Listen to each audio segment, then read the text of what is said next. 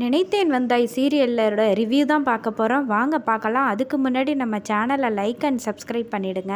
நம்ம காசி அம்மா வந்து குறி சொல்கிறதுக்காக சாமி ஆட்டம் ஆடிட்டு ரெடியாக வந்து வராங்க. அப்போன்னு பார்த்து பூசாரி வந்து கேட்குறாரு அவங்கள்ட்ட, அம்மா வந்து நாங்கள் வந்து நீங்கள் எப்போ குறி சொல்லுவீங்க அப்படின்னு ரொம்ப விருப்பத்தோடு காத்துக்கிட்டு இருக்கோம்மா.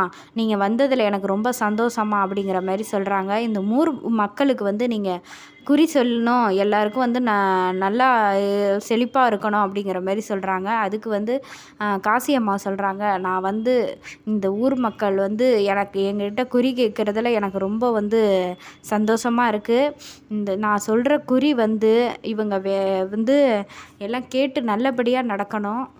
நான் சொல்கிற இந்த குறி வந்து நான் என்ன தீர்ப்பு சொன்னாலும் சரி, ஆத்தா சொல்கிறத வந்து நீங்கள் கேட்டுக்கணும், ஒழுக்கமாக கேட்டு எல்லோரும் நடக்கணும்.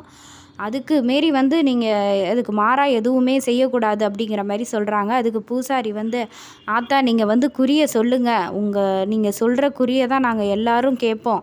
நீங்கள் சொல்கிறதுக்கு கட்டுப்பட்டு தான் இந்த ஊரே இருக்கும்.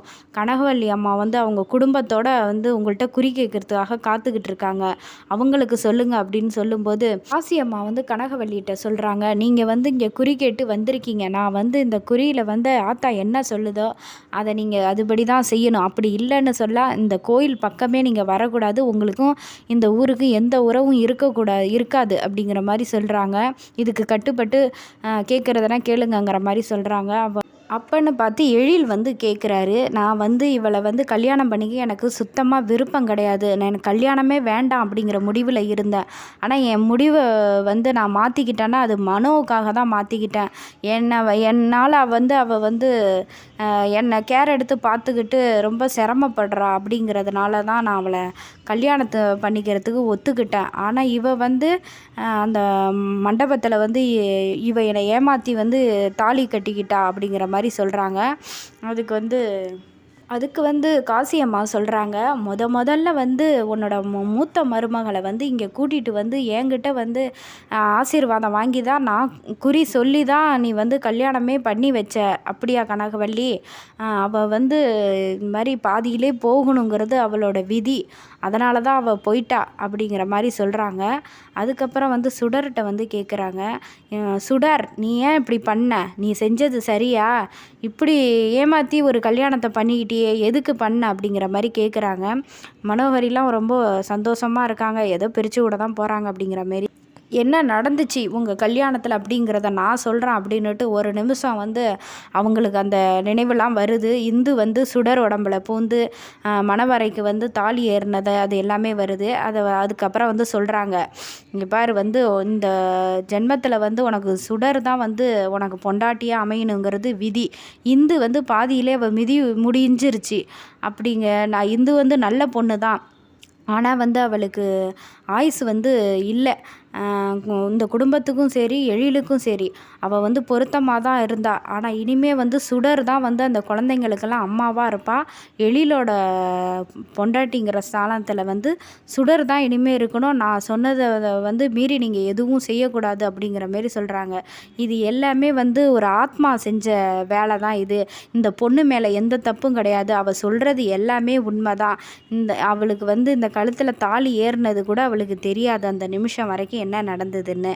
அந்த ஒரு எதையோ மீறின ஒரு உண்மையான சக்தி தான் இவளை வந்து அந்த மண்டபத்தில் வந்து தாலி ஏறுற மாதிரி செஞ்சுருக்கு அப்படிங்கிற மாதிரி சொல்கிறாங்க. இதை கேட்டுட்டு எல்லாருமே வந்து ஷாக்காக ஆகுறாங்க, என்ன எப்படி நடந்திருக்குங்கிற மாதிரி. பிள்ளைங்கள்லாம் ஐயோ போச்சு அப்படிங்கிற மாதிரி சொல்கிறாங்க. நான் சொன்ன இந்த வாக்குப்படி நீங்கள் வந்து 2 பேருமே கல்யாணம் வந்து செல்லும். இது வந்து நீங்கள் 2 பேரும் தான் இனிமேல் சேர்ந்து வாழணும் அப்படிங்கிற மாதிரி சொல்கிறாங்க.